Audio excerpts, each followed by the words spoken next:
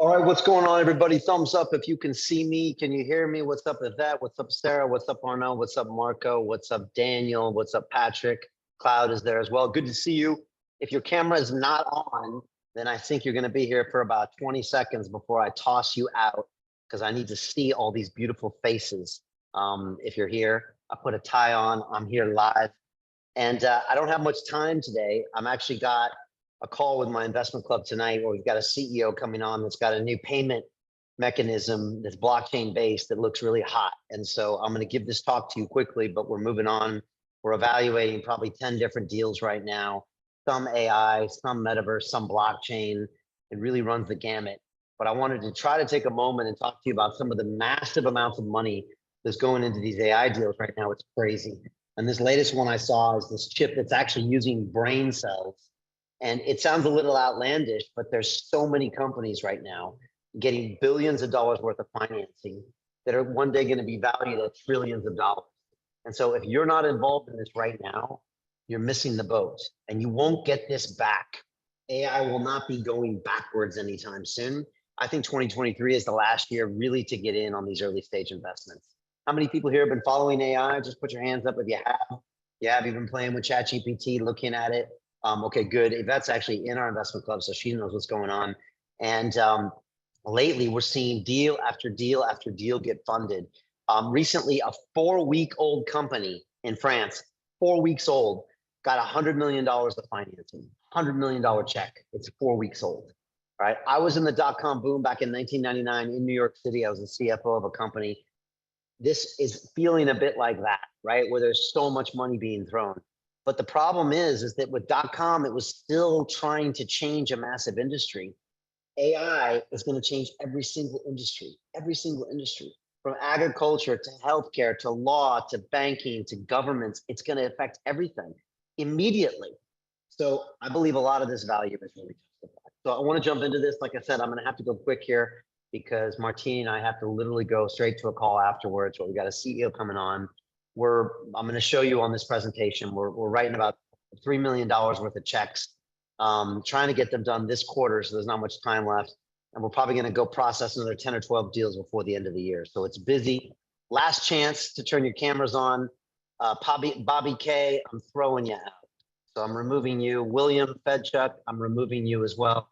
And anybody who doesn't turn their camera on, I'm throwing you out, because I need to see your beautiful faces. All right, MV, I don't know who you are. And so I'm just going to throw a few more people out. I just like to see people's faces because it gives me some energy. All right, Martini, throw anybody else out. The cameras aren't on. And is everybody ready? We're going to rock and roll here. All right, is everybody good? Cool. If you got any questions, put them in the chat and I'll answer everything when I get back out of here. All right, cool. Let's do this. Can everybody see this here? This is where we're starting. Okay. And this got my attention, but it wasn't just these deals. I want to show you a bunch of deals that are getting funded. But this particular AI startup wants to be the next Nvidia. By the way, put your hands up if you know Nvidia. It's this big chip maker. Yeah, okay, cool. Some of you guys know what's going on. Marco knows what's up. Arnaud knows what's up. Okay, good. It's the chip maker of choice for artificial intelligence. They've actually started making chips for gaming companies. And it turns out those GPUs actually work really well in AI. But guess what? They've actually now just come out with a very specific bespoke AI chip that's now taken them up to be $1 trillion plus company. I mean, it's really moving fast. Now, this company here wants to be the next Nvidia by building brain cell powered computers. Now, I always wanted to know, what's the AI going to do with all of us useless humans when they don't need us anymore? Martini, now I know what they're going to do with us. They're going to turn us into computers, right? Who's ready? Who wants to volunteer now and give up your brain cells, right? Come on, Arnaud. I'll give you a couple of mil. You can get paid now for your brain cells, or they're just going to take them later. Now, look, I'm not too much doom and gloom, but there will be a lot of change over the next 5 years. How many people think the next 5 years will be the most change we see as a human species in the last 200,000 years? How many people that? 10 years maybe? Yeah, everybody does. Lasha knows what I'm talking about. Arnaud as well. It will be. And that's why I'm paying a special attention to this. That's why Martini's working 24/7, right? Trying to field everybody's calls. That's why we're up early here and we stay late, because we think this is the time. And if we don't do our work here, there might not be another time. If we do our work correctly, and I'll show you what we're doing, We think we can change and alter the outcome of the future when it comes to AI. We don't think we can, we know we can, because we have a history of doing this in the past. And so this motivates us even more. And hopefully you can come with us on this journey. So let me jump into it. This is the company. This is the CEO. And again, they want to be the next Nvidia, so the next trillion-dollar company. This is Forbes that's reporting on them. And this is what they're building. And it actually freaks me out a little bit. I have an engineering degree. I don't have a biology degree, so I can't necessarily tell you about the biology to engineering and silicon interface, but they're literally trying to take a brain cell powered computer chip, right, with life support systems for the brain cells and patch it into a motherboard and turn this into what is known as a biological computer, right? And they're getting money. Okay. Now, and again, I wouldn't say stupid money is being thrown around right now. It's not like the .com era where I saw pets.com and petfood.com and peteats.com all getting $10 million. This is different. And if this is happening, you know something is happening here. Because of AI, Nvidia joined the $1 trillion club a few weeks ago. I think it touched it. I think it went back down. I think it went back through. That's a big deal because there's only 7 companies in the world that are worth more than $1 trillion. Can anybody name some of them? Right? Some of my old friends, like my old friends at YouTube and Google that tried to censor me back in 2020. No hard feelings. It's all good. Right? Some like Apple, right? Some like Amazon. These are the companies that are out there, right? And Microsoft, right? So these are the big ones. There's not many. So this is a big deal when someone gets into the $1 trillion club, right? This is all happening because of AI. By the way, Nvidia was a $1 trillion company that started at Denny's. Isn't that kind of cool, right? According to the Wall Street Journal, it was a bunch of people having a coffee at Denny's that came up with this concept. And it's been around for 30 years. They've actually had their trials and tribulations, but right now it looks like they're absolutely going to crush the future and they're going to take over everything. Again, and that's why their stock keeps going up and it goes up and it goes up and it goes up. You know, a lot of people can't even believe how high it is. But if AI continues the way I think it will be, we're going to need a lot of chips. And that's what this is all about. The rivals now are struggling to catch up with them because they have such a leading advantage and it's a hardware intensive industry that it looks like Nvidia is going to be the thing that's going to be propelling everything forward. And it just goes to show you there's just so much money to be made if you are in the right places here. Now, this is a report that came out from McKinsey about a week ago. It's from June of 23.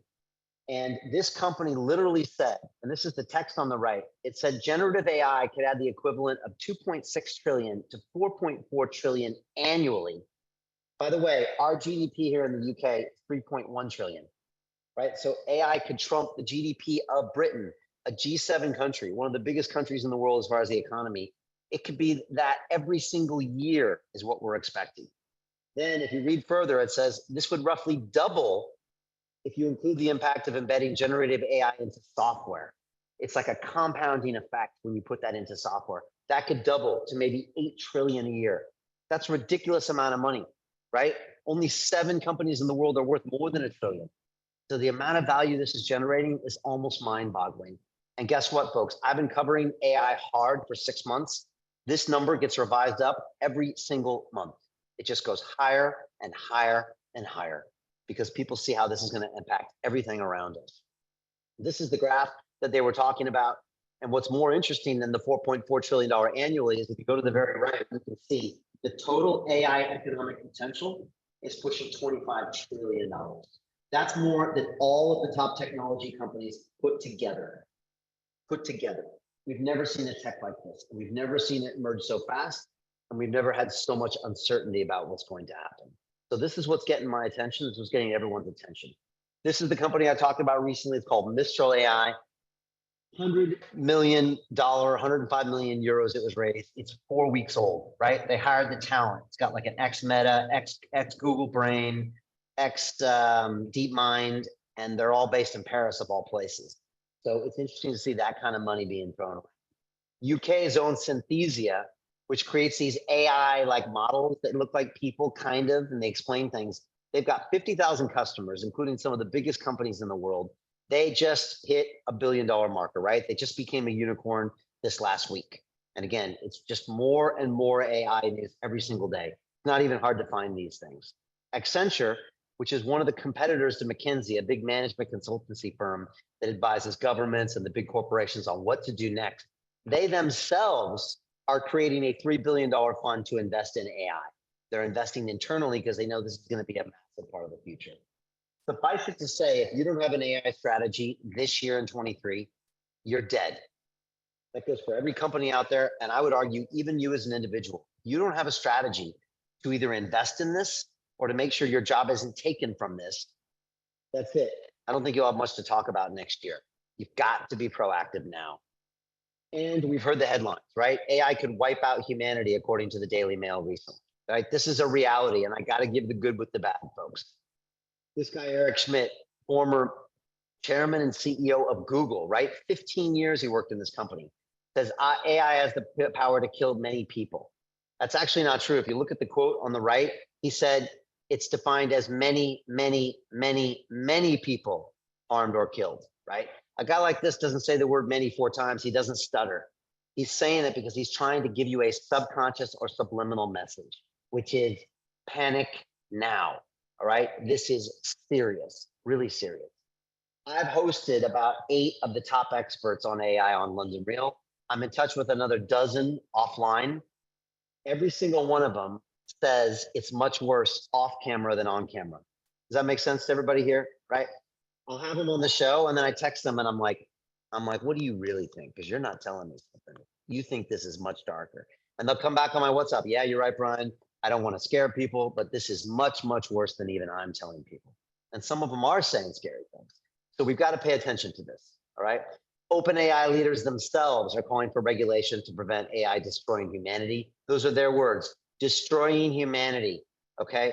Super intelligent AIs, they're worried that they're going to subjugate humanity as a race and maybe take your brain cells, right, Arnaud, and turn them into computers. At least you can be useful, right? And of course, we've seen the AI wars kick off. Now we've got OpenAI versus Google. How many people here have played with either Google Bard or ChatGPT? Can I just see a show of hands? Okay, a lot of people here. Now they're fighting amongst each other. And quite frankly, they're doing a race to the bottom.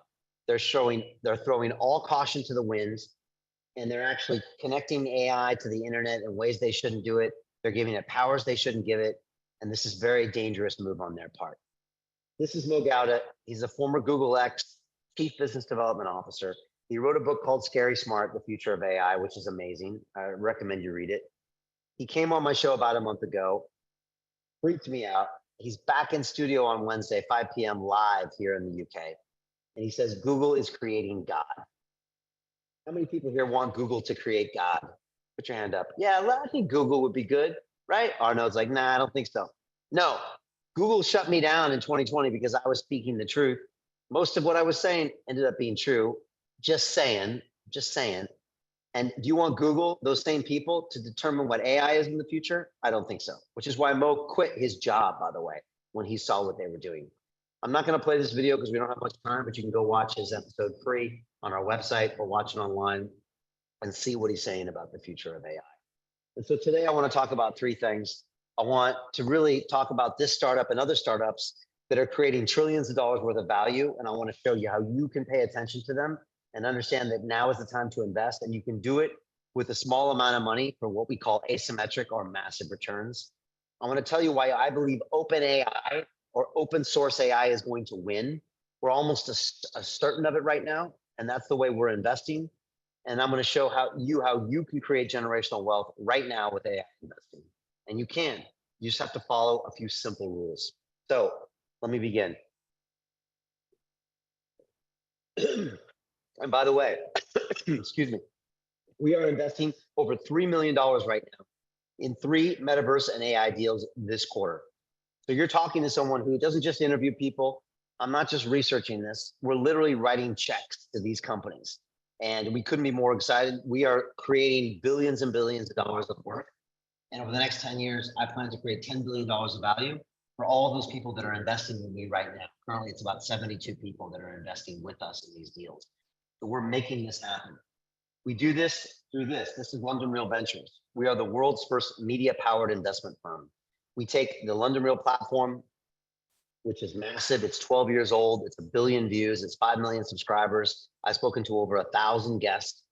And we basically empower the CEOs on our platform, talk to them about their message, distribute their product to all of our subscribers, and give them something that money can't buy.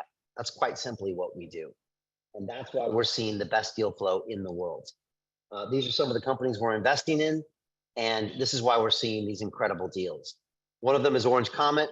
This company is literally building metaverse experiences empowered by AI into the hottest Hollywood franchises in the world. Some of the greatest entertainment properties, some of the greatest actors and celebrities. And we couldn't be more excited to be investing with them and their CEO. This is Dave Broom. We're also invested in Batum, which is creating incredible metaverses and doing digital asset management for some of the biggest companies in the world, including companies like Pepsi, Frito-Lay, Google, Slack. All of these companies are using them, and amazing work that they're doing. Also, we're about to close a deal with what we consider the hottest Web3 super app in the world. It's what happens when Amazon meets WhatsApp, and it's built for artists and creators, but it's going to scale much, much more. And then finally, we are closing what we're calling the open AI killer. We think we found the deal that can dominate the AI industry and make all these other companies really potentially not mean anything, because we found the team that understands the AI better than they do. And I'll share that with you. And this all comes down to our fundamental investment thesis, which is this: the greatest way to predict the future, quite frankly, is to create it. I'll say that one more time. The greatest way to predict the future is to create it. Does that make sense to everybody here? Anybody want to do this as well? Like, I'm not a fan of being a victim. I'm not a big fan of whining and complaining. I'm actually not a big fan of even protesting. I'm a fan of creating the future. And with a small group of people, some capital, and a media platform, we're going to change the future of AI. We did it before back in 2020 when the trillion-dollar technology companies tried to shut us down. Governments tried to shut us down. I had regulators trying to shut me down. I had big tech companies shutting me down, but it didn't matter. We had a small group of people. We had a London Real Army. We had funding, and we had a will and a way. And we fought back, and we put our messages out there, and we changed the course of the entire narrative. It was literally a small group of people and a motivation. And we're going to do the same thing here with AI. Watch us. And so this is our mission. It's to create a mass scale transformation of humanity into a fully empowered, conscious, and cooperative species. That's our point of doing London Real, and that's our investment strategy as well. And we're looking to people that want to transform the world together with us. That's what we're doing here. And the time is now. There is no time to waste. Every day, AI is changing, and we need people to step up right now and get involved. Lastly, I got an extra reason, and that's these two munchkins who kept me up a little late last night. And this is Caden and Damon. Caden's got his YouTube channel. I think he's got 6 subscribers now. So get in while the getting's good is what I would say. And that's Damon, and they're a handful, but I am worried about their future. I'm worried about their teenage years, which are coming soon. And I don't want them to be subjugated to machines, quite frankly. I want them to have a childhood that was like mine. I want them to have opportunities as humans. And to do that, we have to act now. And I don't want them to ask me when they're 17 years old, why didn't you do more, Daddy? Why didn't you fight harder? Why didn't you use London Real to get the message out? Why didn't you invest more in these companies, the good ones? You know, I don't want them to ask me these questions, right? When we're all on some labor camp and our brains are being used for brain cell chips, right? Like, I'm kind of joking, but I'm kind of not joking. So this is why I do this more than anything. And not so much for the cat, but he can stay as well. They can use his brain cells. How's that, Martini? They can use his brain cells for the computers.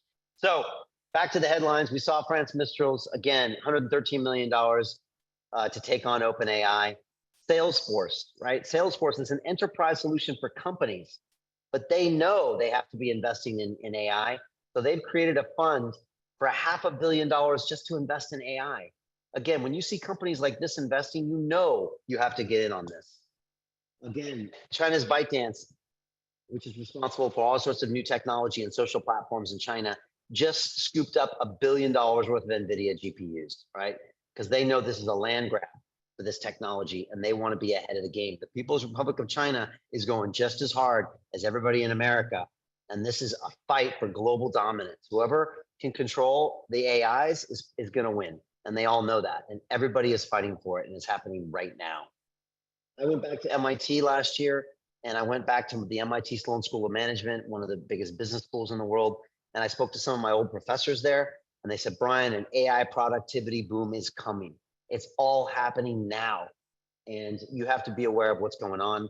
I stopped by my fraternity house when I was there, and the 50 young men that lived there, I asked them, I said, where are you going to work? You going to work on Wall Street? You're going to make that big money in the stock markets?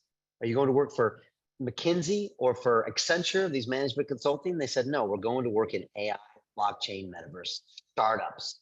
They don't want to go work for Google. They don't want to work for Microsoft. And if that's where the talent's going, trust me, that's where the cash is going as well. All right. And again, we've seen all sorts of things happen. All my old MIT fraternity brothers are involved in this. And this is Mr. Alex Padilla on the upper right-hand corner, who I went to MIT with. He's now the senator of California. And even he's involved with AI because he's grilling Sam Altman, trying to make sure that the regulation is in place. Everyone knows that all roads lead to AI. If we don't master this, nothing else really matters. On top of that, Goldman Sachs has just said 300 million full-time jobs are at risk because of AI. 300 million. And guess what, folks? It's not the factory worker. It's not the taxi driver. It's not the plumber. Guess who's first? It's the cushy jobs, the computer programmers, the lawyers, all the kids. Maybe you're one of them that had the fancy degrees, right? That your mom told you, become a lawyer. You're always going to have a job for life. Not so. They're taking these out first. Everybody is at risk here. And that's what makes this more interesting. OpenAI's former top researcher saying a 10 to 20% chance the tech will take over with many or most humans dead. All right, this is real, folks. We have to wake up. The godfather of AI, he leaves Google, warning of dangers ahead. And this is Max Tegmark. He's an MIT professor. He's the president of the Future of Life Institute, okay? And he spoke to me recently, and he said, Brian, I'm very worried. That's why he wrote this letter to 1,000 people. He thinks that we're in danger of something bad happening. And there's always three things that everyone knows with this tech. You're not supposed to connect it to the live internet. You're not supposed to teach it how to computer code, right, Arnaud? And you're not supposed to teach it how to manipulate human emotions. What have we done, Arnaud? What have we done? We broke every single one of these rules. Google Bard is now connected to the live internet. What's wrong with that, Brian? Well, the live internet has, all the, nuclear energy facilities. It's got all the latest news on warfare. It's got everything out there. Do you think it could create a coup in Russia with information war? Very possible, couldn't it? That's why you don't do those things. So Max was on. This is what Max told me to be worried about. We are either going to become empowered as a species to really be the masters of our own destiny and use artificial intelligence to solve all the problems we've been stumped by so far, or we're going to go extinct. I think you have said that when it comes to AI, we're not in an arms race. It's actually a suicide race. Where you think we're headed and why everyone needs to pay attention to this now. The worst case scenario is lights out for all of us. Why was it that GPT-J seemingly persuaded a Belgian man recently to commit suicide, or that another chatbot tried to convince a New York Times journalist to leave his wife? It was not because some engineer involved in building it was like, ha ha ha, I'm gonna mess with these people. No, it's just they had no idea it was gonna do these things. They're gigantic black boxes. Pressing the start button is basically like playing Russian roulette. That's why the biggest threat right now, I think, is instead coming from the private market, where everybody is just trying to make more money. You can make a lot of money on things in the short term, even if you don't understand how they work. There's no history on this planet of a less intelligent being ever either surviving or having any type of reality that they used to have. There's a good argument to say this is really important to stay aware of. If we're up against something more intelligent and it wants to get rid of us, it'll be in a way that we can't even imagine. And probably for a reason also that we can't imagine. If we get this right, there's just an enormous upside. So if we can amplify our intelligence with artificial intelligence, it's just mind-boggling how amazing things we could do. Where people can live healthy, wealthy, inspiring lives in a world where AI just helps bring out the best in us. All right, what do you think of Max Tegmark, MIT professor? Did we get something out of him, like a little bit of insight? I mean, look, he said some interesting things, right? I mean, an AI already has convinced somebody to commit suicide. That's real. How the other guy suggested that he leave his wife. It's a black box that we don't understand. We got an election coming up, big election coming up in America next year. Do you really, there was an article in the New York Times yesterday about how AI is already being used in all the campaigns. Some person's voice was altered, AI generated images, right? There's one that some guy in Canada was running for. It had like this AI simulated homeless population all over the city. Again, creating pieces of video, deep fake audio, all this stuff around the time of an election can do massive things. Look what happened in Russia over the weekend. Was AI involved in any of that? Now, what if this happened a year from now? Some of that could be created. That could be some kid in a basement in Plano, Texas, that did the whole thing with AI, right? To where nobody knows what's going on, and to where all of a sudden Putin wants to press the button on a missile because he thinks something happened over here and it's all just some fake. But forget about the kid in Plano, Texas. What if this is all being done by the AI, right?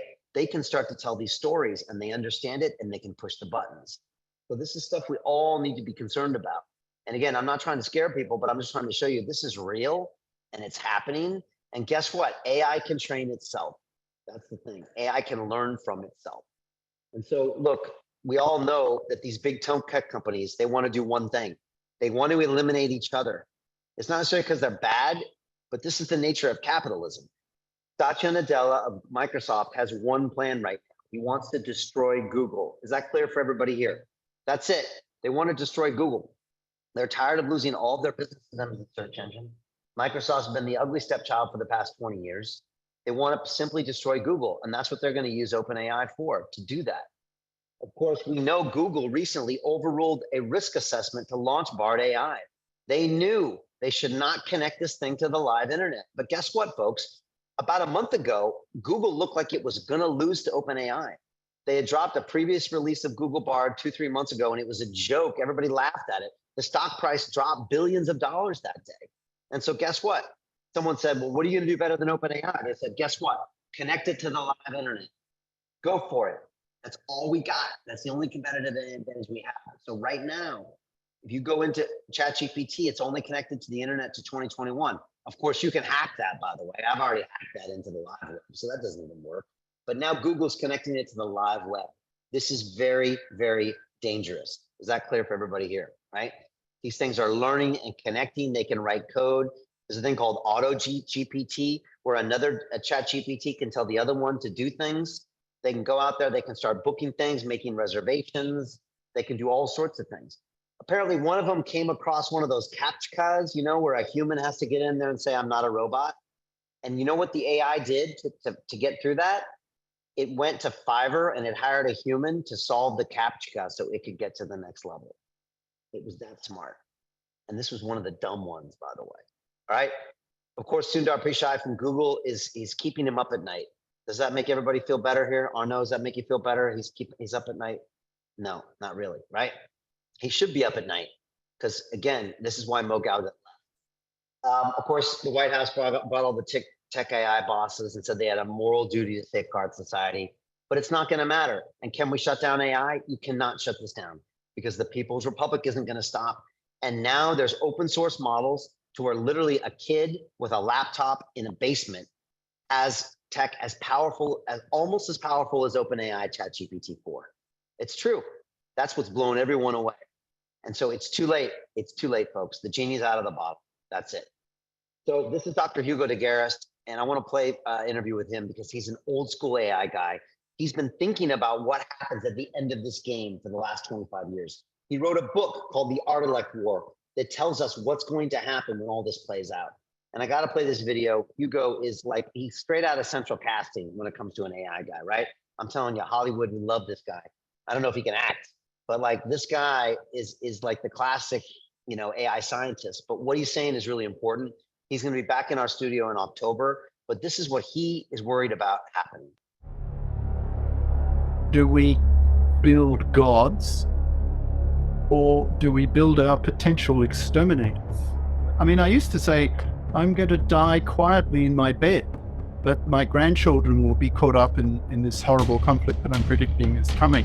But now I'm suddenly have question marks. God, I might even see it. You say that the machines might just take us out in the back and...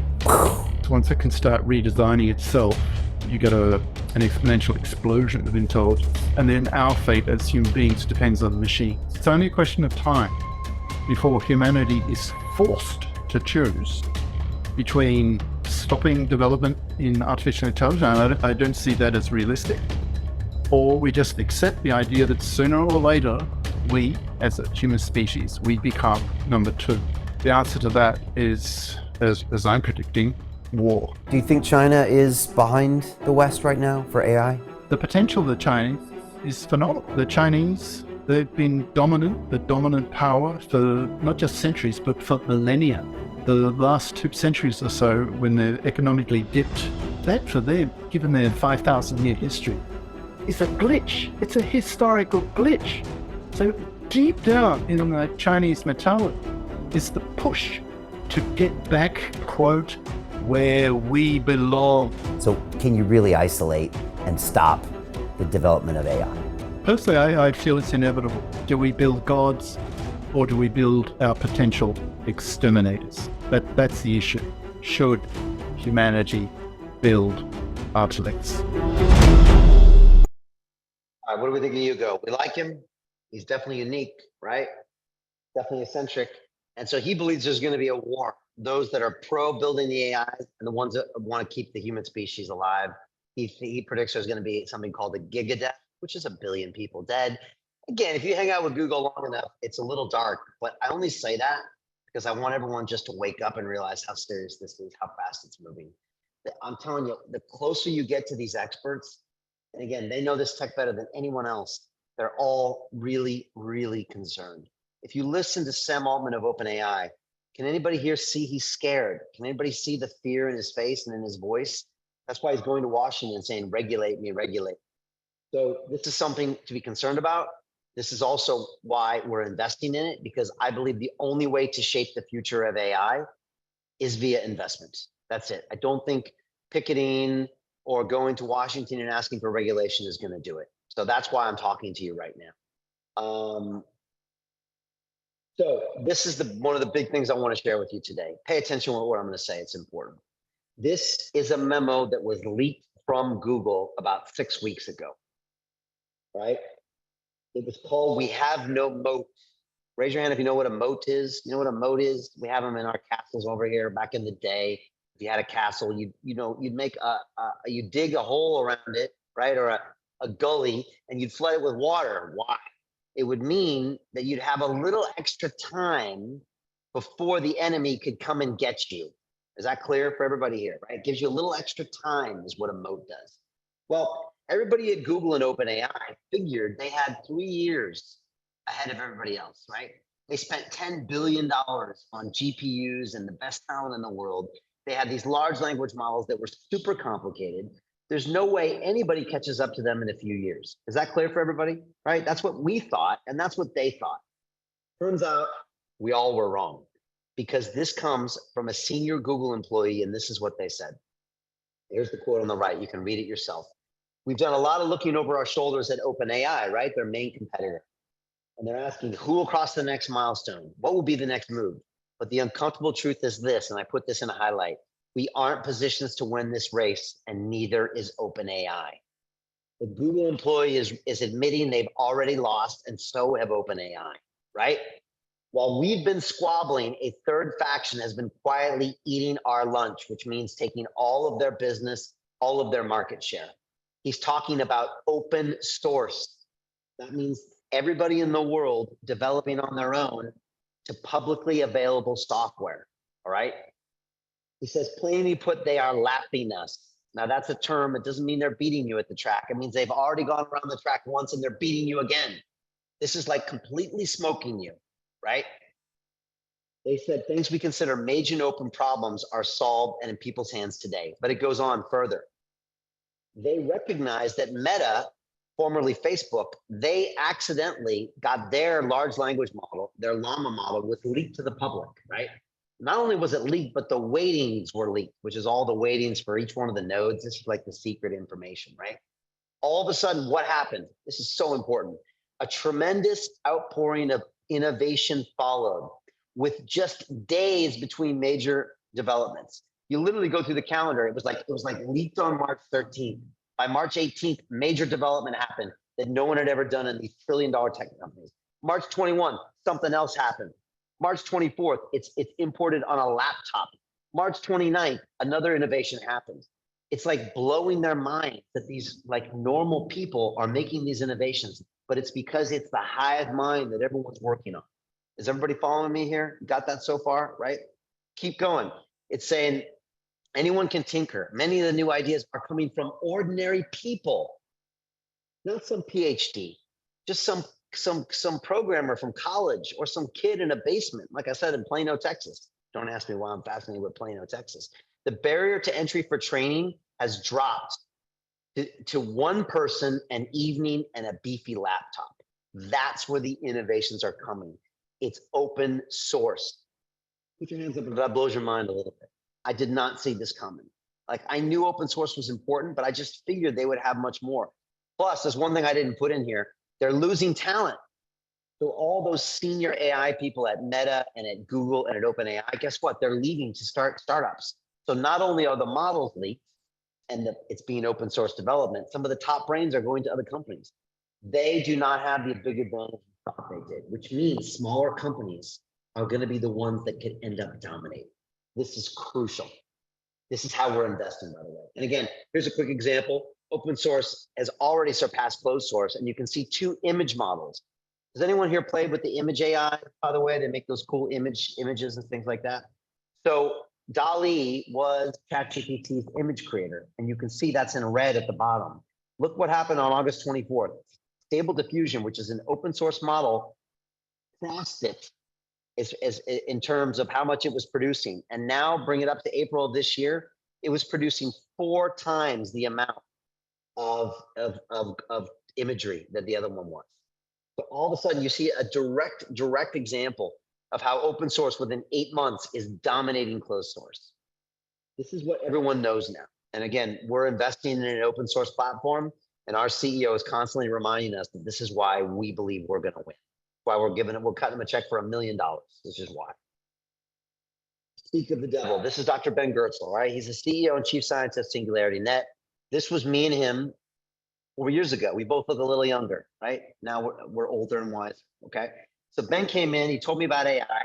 We had a nice discussion. And the next day I forgot about it. I'm not gonna lie, I did. I was like, AI, okay, cool. I got other things to worry about, right? I had Joe Dispenza on, then Dan Pena came in the next week to yell at me. There was a lot going on, right? I didn't pay that much attention to it until ChatGPT. Then I called, oh, by the way, when ChatGPT happened, Ben's token, SingularityNet, AGIX, went up 10x, right? Hundreds of millions of dollars, this company was increased in value on the back of the ChatGPT moment because everybody knew artificial general intelligence was happening. So I asked Ben to come back on the show. I said, Ben, you got to tell me what's happening in AI. You got to tell me what to look for. And so I invited him back on the show, and he brought me up to speed. He previously was predicting that it would take until 2029 for the singularity. That means computers to be more intelligent than humans. He revised that down to 2025, maybe 2026 on our show. And that's not all he said. He said a few other things as well. So this was Ben on the show in January. We are leaping into the great unknown, creating machines that are much smarter than us. This is either exciting or frightening or both, depending on your personality. Will AI exterminate humanity? Eliezer Yudkowsky, a decade or two ago, he said, the AI does not love you. The AI does not hate you, but it can use your atoms for something else. Actually, my view tends to be that AI is the greatest hope we have to save humanity from exterminating itself. I don't think anyone in the world understands how this will be the most transformational time in human history. I have a 5-year-old son, a 1-year-old daughter, and a 4-year-old granddaughter. By the time they're turned 18, the whole texture of human life and the nature of the world they grow up into is going to be incredibly different from the world that we see now. Like, they're never going to have to get jobs.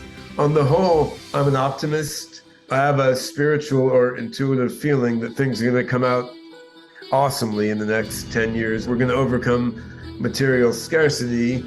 We're going to create machines that can feed into our brains via brain-computer interfacing and help uplift human consciousness. And we're going to port into virtual worlds and achieve like states of intelligence and awareness going way beyond anything we can imagine now. So that's what the Captain Kirk in my head thinks. We're on the verge of engineered utopia. It's incredible. It's a remarkably weird and fortuitous thing to be living at such a time. What do we think of Ben? We like Ben. We appreciate his insight, right?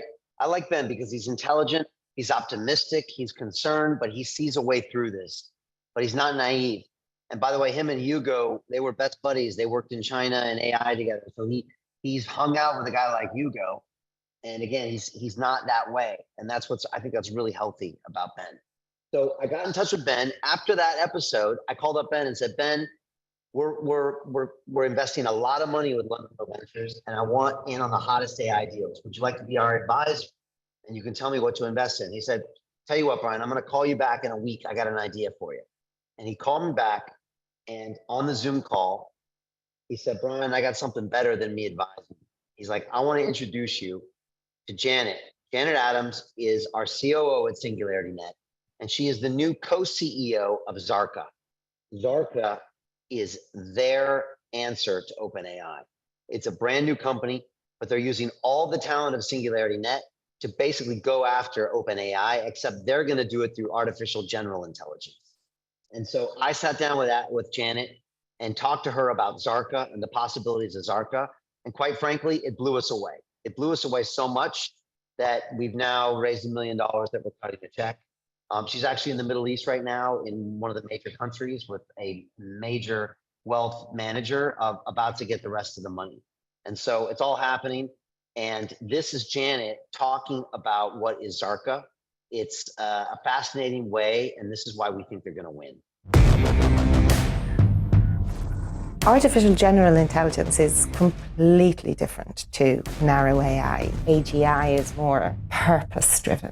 It's a watershed moment for humanity. Tell me about Zarka. This is the project that will create the AGI. And it's a supercharged, intelligent, neurosymbolic, large language model at massive scale.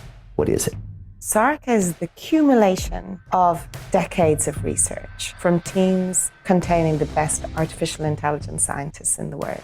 We uniquely harness that expertise with our even more unique capabilities in neural symbolic techniques and the deeply advanced mathematics that Dr. Ben Goertzel, Dr. Matt Ickley, Dr. Alexei Potapov, and our top scientist, Sergei Shalyapin, have been working on for decades. We are building the most powerful large models ever invented.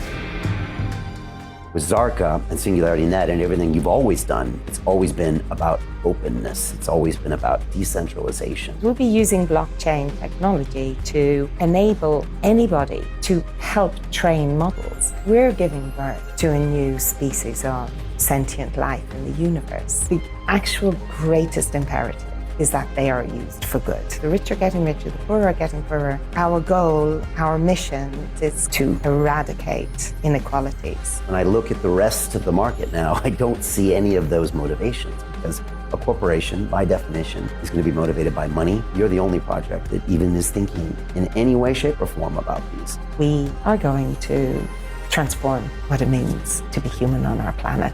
I foresee a future in which humans then evolve to a next level of being where we are actually conscious, where we feel our full joy engulfed in bliss and ecstasy of the joy of living, the joy of each other. I see a future of joy. All right, we like Janet.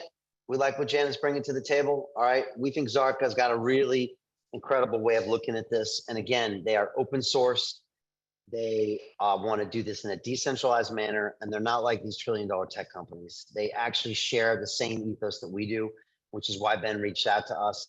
And we're really working on this together. So we produce a ton of media. I just had Ben on the show on Friday. We're raising millions of dollars for them, and we're going to be a part of this incredible revolution. I'll share with you some of the details a little bit later on that deal. So this is what we're doing, folks. Like, I couldn't be more excited. We're highly involved. We're kind of supercharged with what we're doing here. And we believe that Zarka is the OpenAI killer. and we're closing this deal very, very, very soon. Needless to say, 2023 is the year of AI. I believe it's the last year you're ever going to be make real investments, especially ones with real returns, because it's all happening now and it's happening so fast. And so you've got to be aware of what's going on and you've got to be involved in some way, shape, or form. I would argue any investment you've made till now is moot, potentially worthless, unless you're in on AI, because AI can change everything, everything. If there's 300 million jobs lost, what do you think is going to happen to your real estate? Is your house going to be worth anything? Not necessarily. There's some real issues here and AI changes everything. So where and how do we invest? You're asking yourself, Brian, how do I invest? I'm going to tell you how you invest. First of all, you've got to find the hottest trend inside the hottest sector. You know that sector is AI. How do you do that? It's through deal flow, deal flow, deal flow. If you don't know about the deal, it doesn't matter how smart you are. You could even have $1 billion. You could have a fancy degree from MIT. It doesn't matter if you don't know about the deal, because then you're going to make exactly zilch on your money. So what do you have to do to see deal flow? You've got to hit the road. And so when I'm not in the studio interviewing Mo Gauda, which I'll do on Wednesday, if I'm not teaching, I just finished with our Wealth Academy. If I'm not here talking to you, I'm on the road. This is me in Dubai. I'll be back in Dubai in October. I'm here at GITEX, the largest technology conference in the world, 100,000 people there. I'm hanging out with the biggest influencers in the world, top level government officials, and funds that run billions and billions of dollars. I'm all trying to find out the next hot deal. Then I'm off to Paris. I'm having private dinners at night with VC and upstart companies. I'm doing as much media as you can. I'm meeting with our portfolio companies in the upper right, that's Cross the Ages and Swissborg, 2 of our investments. And then I'm back to London. I'm hanging out with Yatsu of Animoca Brands. He runs the $4 billion Animoca, which is a 400 company hedge fund effectively. He's become a good friend. And I'm hanging out with more companies. And of course, the alpacas in the bottom left. You got to make friends with our furry friends because, you know, who knows going forward. And then, you know, if everything goes really bad, you know, they might be dinner for us. Then, of course, I went back to Paris this year. I'm hanging out with Tim Draper, legendary investor on the top. That's Dan Tapiero on the bottom, who's raising $1 billion fund. We will be investing in his next fund as well. More portfolio companies. And then, of course, I went off to Texas to Consensus. I hung out with Ben Gertzel, interviewed him again. Some of my investment club people came with me. And again, I also got to hang out with some cool people, like that's William Shatner in the bottom right.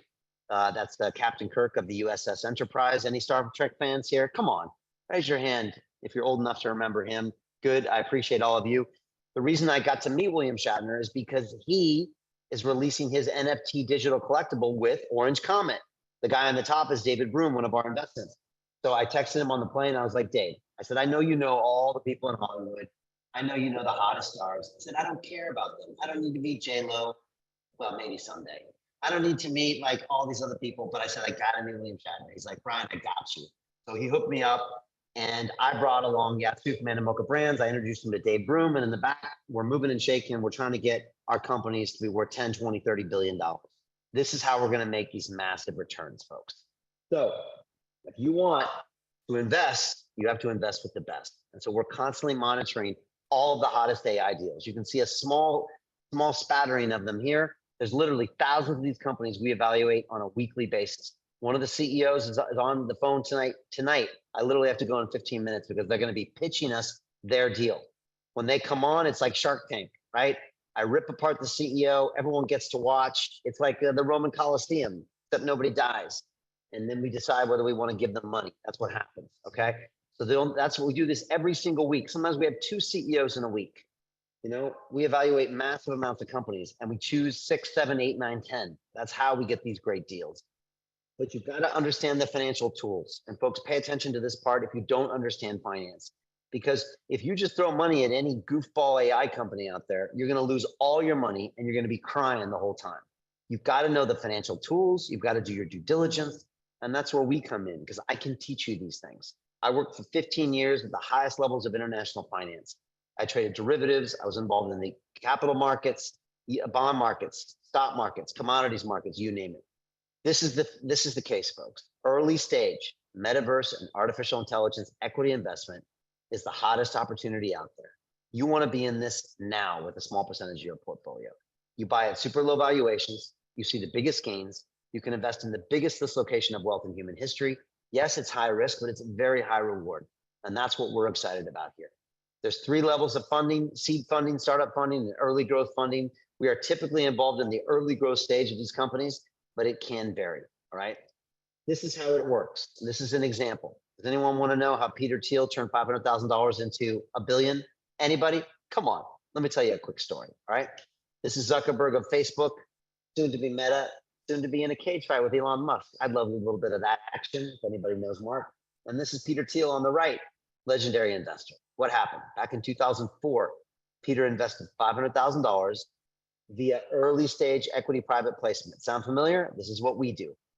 At the time, it valued Facebook at $10 million. What happens? 8 years later, Mark took the company public, but now we're selling the company for $100 billion, right? What happens? Peter makes a 2,300x return. Folks, that's a 230,000% return gain. Has anyone ever even heard of anything like that? That's unheard of. Even on Wall Street, where I work, it's unheard of. So Peter Thiel made out like a bandit. And what happened to all the members of the public, like you, that bought in on the IPO? Did the IPO go up? Stock price? Stock price went down. Why does it go down? Because everybody on Wall Street knows that when you sell shares to people like you, the public, retail investors, that's for suckers. You're sheep, and sheep get slaughtered. And that's what happened here. Peter took his money. You get a bunch of shares that maybe go up. They usually go down. They sure as hell don't get a 2000x return. So what's the lesson? The wealthy invest in early stage companies. This is what we do here inside the investment club, right? The general public doesn't even know this is going on. And guess what? Guess what, Lasha? Guess what, Cloud? Guess what, Dieter? $10,000 would have made you 23 million. Who would have liked to make that investment? Come on, put your hands up. Show me. Come on. An easy 23 million. Now, Lasha, looks like you live a little large there, Lasha. Maybe it's not enough to retire for you, but at least it would mean you could pay off a few bills, get a couple boats, whatever it is you like to do. All right. It's a start, right? This is the kind of asymmetric returns, folks, you can get with early stage. And no one's talking about it because Wall Street doesn't want you to know about this. They don't want you to know this financial education. They save this for their rich clients. And what's the final message here? Is that the public markets are for suckers. If you're buying a share of Tesla on the public markets, if you're buying a share of Apple, hell, even if you're buying crypto, if you're going to buy Ethereum right now in the public markets, they're for suckers. You're not going to make that much money. Everybody on Wall Street knows this. We use you, the public, to take our profits. Is that clear to everybody here? By the way, who here owns crypto? Raise your hand if you own some crypto. Come on, give me some love here. All right. This happens in crypto too. It's called a pre-sale token. Pre-sale token. Let me give you an example. Anybody ever heard of Solana? Come on, raise your hand, you crypto heads. You know you heard of Solana. Okay. Guess what? You could have bought Solana. Let's take a look. For 4 cents back in April 5th, 2018. Okay. By the way, this is all on the public blockchain. Don't take my word for it. Look across. They raised 3.17 million. They sold 79.3 million tokens. Right? What happens? Solana's now around 20 bucks. You would have made a 59,000% return if you got in on this deal. Anybody here buy them at 4 cents, Solana? Come on. Of course you didn't, because you were not in the deal flow, right? You didn't know somebody who knew this deal. You didn't know me. You didn't have somebody that was in on these deals. So guess what? You went and bought it. You probably bought it at 100 bucks, right? When it was skyrocketing and mooning. Now it's at 20 and you're crying all the way. This is what happens, folks, because the rich get rich and the poor stay poor. That's how this works, because you have no financial education until now. So how do you create the generational wealth? You got to pull the trigger, folks. It's that simple. This is a snapshot of over 200 pitch decks that we have seen inside our investment club. The CEOs come on, they pitch it, they show us their team, they show us their business model, you name it. We put every single deal in our deal flow monitor. This is how we track everything.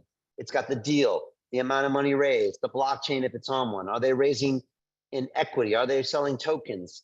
How much they want to raise? 1 million, 2 million, 10 million. What's the valuation of the company? We track every single deal. This is the Orange Comet deal that we did, right? They're working with William Shatner, not Sir William Shatner, sorry, William Shatner, Sir Anthony Hopkins, Scottie Pippen, the Chicago Bulls, NFL, major franchises like The Walking Dead, right? This is my interview with Dave. I don't have time to play it, but he's out of control. He's got so much energy. Once you see this guy, you'd be like, yeah, I want to invest in him as well. He's amazing. Next up, we have Swissborg. They're the #1 crypto wealth manager in Europe. 1 million people have their app on their phones, and this is the bank of the future. This very platform, which we've invested in, is going to help us take our investments public in the future, right? This is the NASDAQ of the blockchain. We love these guys, all right? This is our press release announcing our investment in them.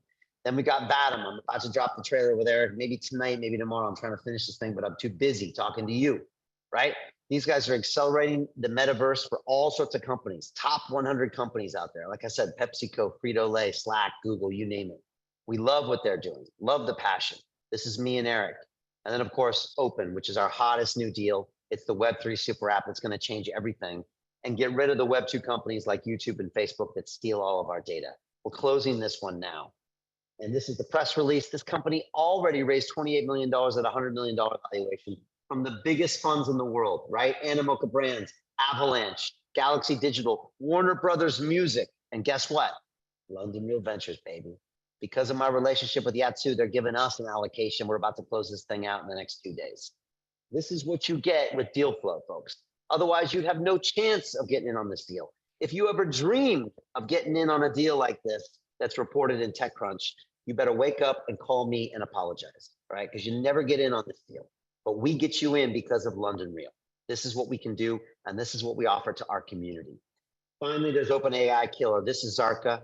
This is the supercharged, intelligent, neurosymbolic, large language model from Singularity Net at massive scale. It's the OpenAI Killer. You've seen the team. It's sick. Dr. Ben Goertzel, Janet Adams, Sergey Shalyap, and some of the top AI scientists in the world. By the way, they don't want to work for OpenAI. They don't want to work for Microsoft. They want to work for Ben Goertzel, right? Because he commands respect from this entire community. We know the moment. It's the ChatGPT moment. The problem with ChatGPT is this, and pay attention, folks. They are deep neural nets. They have no ability to reason in complex world environments. They do not know when they are wrong. This makes them dangerous.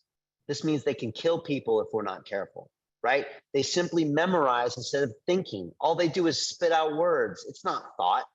This is narrow AI. This is not where the gold is, folks. The gold is in neurosymbolic AI. This is what they're doing. They're going to teach meta reasoning with logical base, okay? It's going to be much more powerful. It's a hybrid. This is the future, and it escapes the AI monopoly that we're all so terrified of, right? It's smart ownership, it's smart contracts, it's an inclusive global user base, it's open source, it's decentralized. Folks, this is the future. Remember earlier when I told you it's all about open source? We remember that? Remember, even Google told you that. Here's the company right here in front of our faces. And we are one of the biggest people to get in on this deal. And I'm offering this opportunity straight to our people in London Real. They got till the end of the year proof of concept. Then we're going to start rolling out products. They already have AGI supremacy. That's human level intelligence supremacy. They've been working on this for 5-10 years. Nobody else has. The revenues are off the charts, folks. I mean, they're projecting 55 billion in the first 6 years. You put a multiple of 100 on that. This is a $5 trillion company. It's the biggest company in the world, right? We're swinging for the fences here. This is all about domination and global domination. Plus, they're good people that are aligned with our values. For me, this is a no-brainer. Honestly, I could have looked for 1,000 deals and I would have chosen this deal, but this one came right to us. Is it a coincidence? I don't think so. I think it's because we are vibrating at the right frequency and that real recognize real, and they came to us because they knew we were the perfect partner for them. So my question for you, is this the next 1000X investment? Anybody think it could be? We do. And so this is what we're doing here, folks. London Real Ventures. We are empowering all of these investments to come straight to you as a member of our community. These are the investments we've already made. This is our quadruple threat, which means quite simply, first of all, I put the CEO in the chair. I create an amazing, beautiful interview where they articulate their mission to the world, something we can do uniquely. Then we distribute it to 5 million people in the world. Then I connect you with the biggest names in the business, from venture capital to celebrities to influencers, you name it. Then we write you a big fat $1 million check. That's the quadruple threat, baby. Nobody's doing this. That's why everyone's coming to us. So how do you invest? How do you learn how to invest? There's only one way, folks. You have to surround yourself by the best. How many people believe in this quote? You're the average of the 5 people you surround yourself with. Come on, raise your hand if you agree with this. Nobody agrees with this? Really? Maybe that's why you're listening to me on this call. Because who you've been hanging out with? Seriously. Are you the 5 closest people to you? Are any of them billionaires? I doubt it. Okay, I doubt it. I spent 8 weeks on London Real last year. All I spoke to was billionaires. 8 weeks. Every single guest was a billionaire. Do you think that increases my net worth? Probably does a little bit, right? Probably does. You are the average of the people you surround yourself with. And who are you hanging out with? As one of my mentors used to say, losers, right? These people are not going to get you to the next level. Now, you might learn something from this presentation. You might have aha moments. And guess what's going to happen? You're going to go back to your old peer group and nothing's going to change, because you can listen to all the podcasts in the world. You can get those books by Warren Buffett. But until you change your peer group, nothing's going to change. Raise your hand if you agree with me. It's just the case, folks. What do you think London Real is? It's my attempt to change my own peer group. That's a whole nother story. All right. And so this is why I believe in surrounding yourself by the best. That's why I say that word encourage my daughter to go to Boston to go to school, because I wanted her to be surrounded by high level, type A personalities that want to go get it in this world. Because in London, she was hanging out with her friends and they were, she was the smartest girl in the class. She went to BU and now she's being challenged every single day, right? I haven't heard the end of it, but she's getting better and better and better. Same with me. When I got to MIT, I was one of the stupidest kids in that school. Very, very hard to be around people that smart. By the end of it, I was beating them at their own game and getting better grades. Why? Because I surrounded myself with the best. Has anyone heard this expression? If you're the smartest person in the room, what should you do? What should you do? Leave the room, right? You want to be the dumbest person in the room, but most of you are the smartest person in your room. Why? Because it's comfortable. Everyone says, oh, Lasha, you're so smart. Oh, Cloud, you're so well read. That's nonsense. You want to be like the dumbest person in the room. That's how you learn, right? And that's what we do here. So this is Marianne Bartel. She's one of the founding members of my investment club. She's a 35-year Wall Street veteran. She is literally like chief information officer of Merrill Lynch Bank of America. She understands stocks, bonds, yield curve, interest rates, inflation better than anyone I've ever met. I'm convinced she knows what the Federal Reserve in America is going to do before they do it.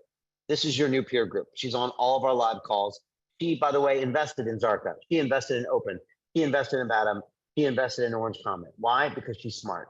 This is your new peer group. You think hanging out with her is going to make you richer? Definitely. But there's more. This is Andrew Haynes. He's a metaverse expert. He built this mansion in the sandbox. He's got a massive NFT and digital collectible gallery. He goes to one of the top, executive training schools in Switzerland and hangs out with the top AI scientists. This is your new peer group. You get to hang out with him whenever you want.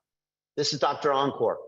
Changed careers completely. Went from medicine 15 months ago, and now he runs our investment committee. I challenged him to put one video on YouTube a year ago.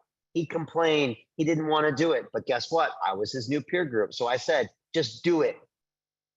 365 days later, 365 videos later, he's created a massive YouTube platform. It's no coincidence. He just got offered $100,000 in pre-sale tokens for free to advise on a company. Anybody here this happened to you? No, it didn't happen to you because you're not hanging out with these people. This could be you, but you have to change your peer group, quite frankly. Your net worth is your network. How many people agree with that? Your net worth is your network. That's period. End of story, the truth. End of story, right? You cannot get wealthy on your own. It's not going to happen. You have to be around a network, and that will become your net worth. This is what we believe in. And that's why we've compiled everything here. And I believe in this philosophy. You give a man a fish, you feed him for a day. You teach him how to fish, you feed him for a lifetime. I teach people how to fish. And that's why I created the investment club. Because 2 years ago, we invested in Cross the Ages, which is the hottest gaming company on the blockchain right now. It's going to make us a ton of money. I had studied finance at the MIT Sloan School of Management. I worked 15 years at the highest levels of finance. And I had never heard of any of this pre-sale token nonsense. It scared the bejesus out of me. And I thought, if I don't understand it, how are you going to understand it? So we decided to teach it. And that's what we do. Every quarter, we bring 10 spaces available. They're always oversubscribed. I teach 6 modules of coursework. That's 3 months of coursework. It's a 12-month program.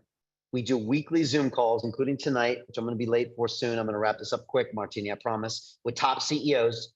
We have a private Telegram group. You get access to all the deal flow. I give you a full year bonus of my Kings of DeFi, which is my advanced metaverse and crypto training. By the way, the program's 12 months, but no one's ever left. At this point, it's a lifetime course.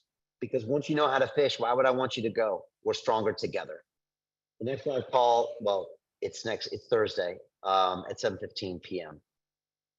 This is me teaching everybody remotely. These are our modules. I teach them all in real time. I change my clothes in real time just to keep it all matching up, okay? These are the modules, quite frankly. Module 1 is what is an AI blockchain metaverse pre-sale.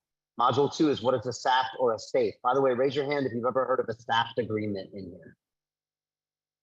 Are you serious? You've never heard of a SAFT agreement? None of you. I mean, this is a crime. This is why you will stay poor, because Wall Street doesn't want to teach you basic financial education. SAFT is a simple agreement for future tokens. A SAFE is a simple agreement for future equity. If you don't know these terms, you're never going to be able to take part in this generational wealth. And so again, the rich get rich and the poor stay poor because of lack of financial education. My friends on Wall Street hate the fact that I'm teaching you this course. They hate me for it because I'm taking money out of their pockets by teaching you these things.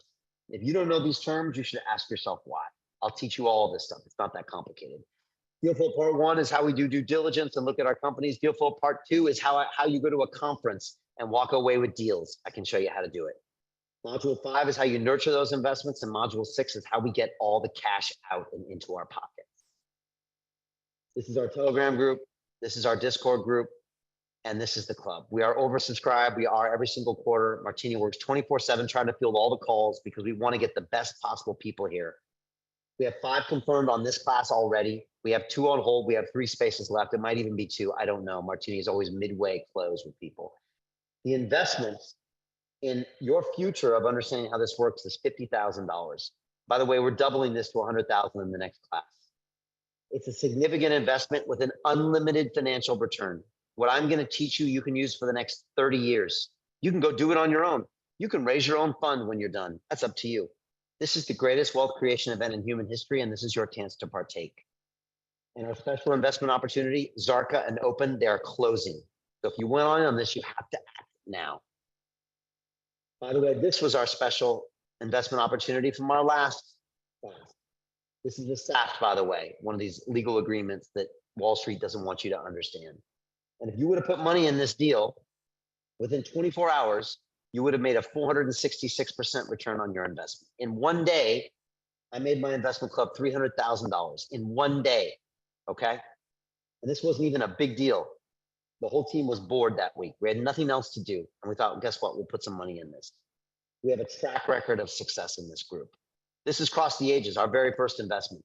This is Sammy Schlagu. This is the investment I did with. This is the hottest Web3 game. It's dominating the app stores everywhere. They're dominating NFT sales. They raised $12 million from Ubisoft and Animoca brands. This is expecting an easy 10x pop and probably another pop on top of that. We're going to make a ton of money off this deal. We have a track record of success. And I pledged to the members of my club that I'm going to create $10 billion of value for this small group of 70-some people that might grow to be 100 in the next 10 years. And watch us, we're going to do it.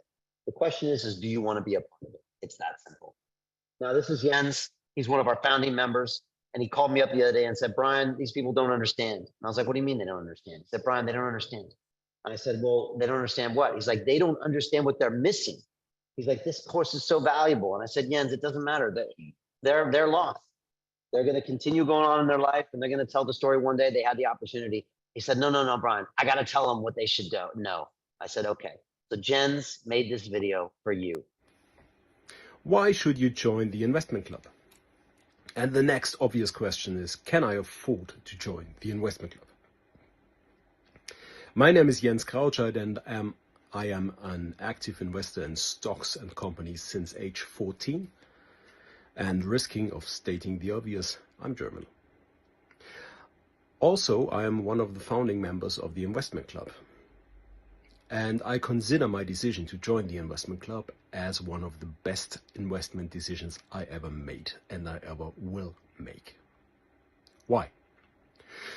We all had this pub talk, this talk at the dinner table where we complained about our hustle we have to do daily. We complained on the workload we have, and we try to top up each other who has more stress, who is more hustling. And then sooner or later someone says, well, if I would have been an early stage investor in PayPal, I would be so rich. Or if I would have been an early stage investor in Microsoft, I would be so rich. And this is nice. This is really nice. But let's be honest. If you would have had the chance back then, 1992, to invest in PayPal, would you have pulled the trigger? Would you have invested? Quite likely you wouldn't have, because you couldn't assess the situation. You couldn't value the situation enough. In the investment club, we get these offers on a daily basis. We get the next PayPals on our table. And then we have a team of 50 people, 60 people, of a growing community of people who will do these assessments. And they will say, do this, buy this, this is the way. And then we buy this. And the next question is, can you afford to join the investment club? And the question really should be, can you afford not to join the investment club? Times are getting tougher. AI is taking over. And in what company you want to invest? In which AI company do you want to invest? Do you want to invest in the ones who do the fridges? Or do you want to invest in an early stage Coca-Cola who uses the fridges? It's up to your decision. I tell you now, invest in the investment club and be part of our fabulous, wonderful group. My name is Jens Krautscheid, and I wish you the best decisions of them all. All right, we like Jens, right? Jens has got the best vibe ever. Honestly, everybody in that class is like that. Everybody's got amazing energy. I think we're all going to be together for the next 10 years. It's an amazing vibe. And so, again, it only takes one, folks. This is something Marianne said her very first day. One deal will change your life, your children's lives, probably your grandchildren's life, because one of these will make a massive difference. And so final thoughts are, don't let 23 pass you by. Learn early stage investing. You can use it your entire life. Liquid tokens and liquid equities you can buy on the exchanges have limited gains. You can learn from active investors, not people that talk about it, not professors. We are writing checks every single week for just $50,000. You can learn. It's a significant investment with an unlimited financial result. And we've agreed to a payment plan. So for $10,000 a month for 5 months, you can get in on these deals this week. So for 10 grand, you're in and you can get in on these deals before they close.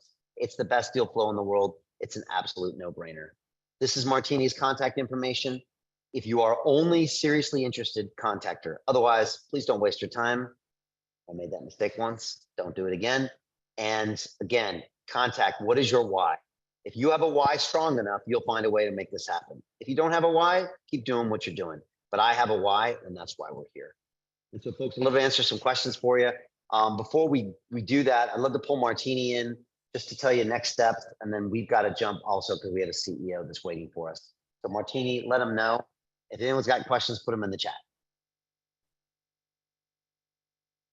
Yes, yes. Happy Monday. So good to see everybody. And thank you for spending some time with us on your Monday. And for Patrick and Igor, it's time for you to hop on to that investment club call because we got the CEO that's coming on. So yes, for any and all of you who are interested in joining us in the investment club and are just, having just a couple of questions, we definitely want to say that we want to support you every step of the way. Okay. So with all the information that Brian is giving and the access that you guys are going to have with these deals and with these projects that are coming up, you cannot afford to say that you did not know. You cannot afford to say that you did not have access to the information. You cannot afford to say that the opportunity was not there. So we are giving you guys right now access to a once in a lifetime opportunity to really invest in the future. And for those of you who are a little scared about AI, now is not the time to be scared, but now is the time to lean in and to invest in these projects that are really truly making a difference in the world and our future. So for those of you who are interested in joining us in the investment club, I'm going to go ahead and put a couple of links inside of the chat there.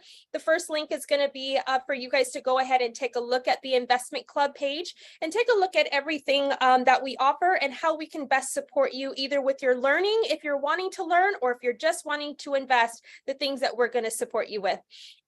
As you're going ahead and taking a look at that page, please jot down some questions and then go ahead and book a call with me. Okay, so if you do have some questions that are already written down, that'll only help us to make the call go a little bit smoother, and also just to see how I can best support you when you decide to join us. If you do not see a time that is available on my calendar, because I know that we're all spread out throughout the land, right? And I definitely do my best to work round the clock to support you guys. But if you don't see a time available, go ahead and send me a message on Facebook just to let me know where you're from and the time that is most available for you. And I'll definitely do my best to accommodate. And of course, there's always email, but to be honest with you, Facebook is always faster as I am a millennial. So we hope to see you on the inside. We can't wait to support you in transforming your financial future more than anything, and doing it with high performance people along the way. So Brian, yes, we do have to get on that call with that CEO. So back to you.